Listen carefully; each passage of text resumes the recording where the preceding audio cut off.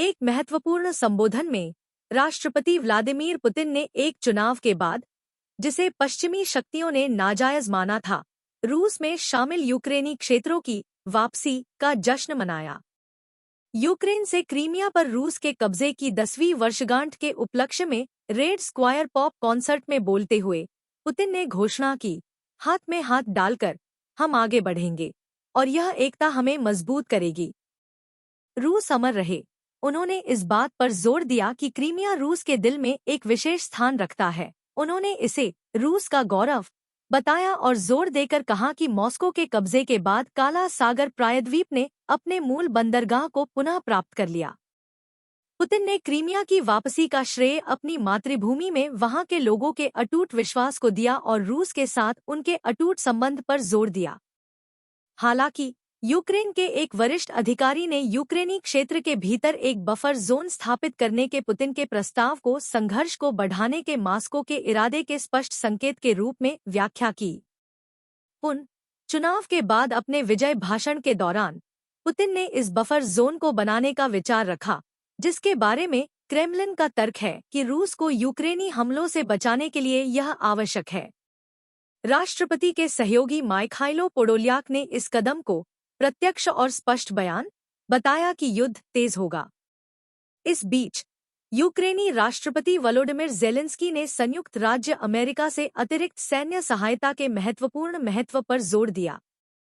अमेरिकी Republican senator Lindsey Graham के साथ एक बैठक के दौरान ज़ेलेंस्की ने कब्जे वाले क्षेत्रों को पुनः प्राप्त करने और यूक्रेनी नागरिकों की सुरक्षा के लिए योजनाओं को क्रियान्वित करने में यूक्रेन के लिए विशेष रूप से संयुक्त राज्य अमेरिका से निरंतर अंतर्राष्ट्रीय समर्थन के महत्व को रेखांकित किया। सीनेटर ग्राहम ने विश्वास व्यक्त किया कि अमेरिकी कांग्रेस में रुके हुए सहायता पैकेज को जल्द ही मंजूरी मिल जाएगी, लेकिन उन्होंने एक अलग दृष्टिकोण की वकालत की, कम ब्याज वाले, माफ करने योग्य ऋण के रूप में सहायता। यह प्रस्ताव अमेरिकी सहयोगियों के लिए अनुदान के बजाय ऋण के पक्ष में रिपब्लिकन रुख के अनुरूप है, जिसका लक्ष्य स्थिरता और लोकप्रियता सुनिश्चित करना है। विशेष रूप से यह रणनीति पूर्व राष्ट्रपति डोनाल्ड ट्रंप की स्थिति को प्रतिध्वनित करती है, जो 2024 के राष्ट्रपति चुनाव में रिपब्लिकन उम्मीदवार होने की संभावना है। इस बीच तुर्की के राष्ट्रपति रेसेप तैयप एर्दोआन ने राष्ट्रपति पुतिन को उनके दोबारा चुने जाने पर बधाई दी और मॉस्को और यूक्रेन के बीच मध्यस्थता की पेशकश की। बढ़ते संघर्ष के जवाब में तुर्की के शीर्ष राजनयिक हकन फिदान ने यूरोप और मॉस्को दोनों से निकलने वाली खतरनाक बयानबाजी की आलोचना की। फिदान ने दोनों पक्षों के परिवारों पर विनाशकारी प्रभाव को उजागर करते हुए युद्ध को समाप्त करने की तात्कालिकता पर जोर दिया। उन्होंने इस बात पर जोर दिया कि दांव पर बहुत कुछ है और किसी भी पार्टी के लिए हासिल करने के लिए बहुत कम है। इसके अतिरिक्त यूरोपीय संघ के विदेश मंत्रियों ने यूक्रेन की सहायता के लिए जमी हुई रूसी संपत्तियों से उत्पन्न राजस्व का उपयोग करने के लिए मजबूत समर्थन व्यक्त किया।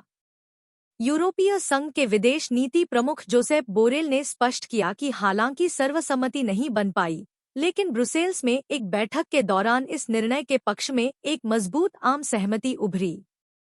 इसके अलावा यूरोपीय संघ की परिषद ने एक समर्पित सहायता कोष के माध्यम से यूक्रेनी सेना के लिए यूरोपीय संघ के समर्थन को 5 बिलियन यूरो तक बढ़ाने के लिए एक समझौते की पुष्टि की।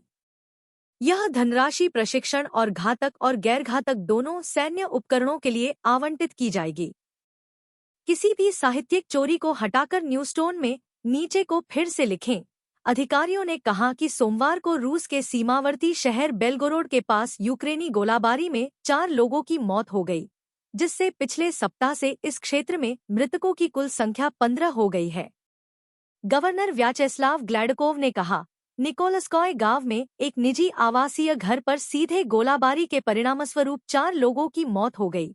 यूक्रेनी अधिकारियों ने सोमवार को कहा कि रूस ने सीमावर्ती क्षेत्रों पर मिसाइलें दागी हैं, जहां उसने हाल के दिनों में हमले तेज कर दिए हैं। यूक्रेनी वायु सेना ने कहा कि रात भर में रूस ने उत्तर पूर्वी खार्किव सीमा क्षेत्र पर 5 मिसाइलें दागी और पड़ोसी सुमी सीमा क्षेत्र को भी 2 मिसाइलों से निशाना बनाया। वायु सेना ने कहा कि रूस ने भी रात भर में यूक्रेन पर 22 ड्रोन लॉन्च किए, जिनमें से 17 को विभिन्न क्षेत्रों में मार गिराया गया। मोल्दोवा का अवज्ञाकारी रुख। एक अपमानजनक कार्रवाई में मोल्दोवा ने एक रूसी राजनयिक को निष्कासित कर दिया, जिससे ट्रांसनिस्ट्रिया के अलग क्षेत्र में रूस के राष्ट्रपति चुनाव के लिए मतदान केंद्र खोलने पर संदेह पैदा हुआ।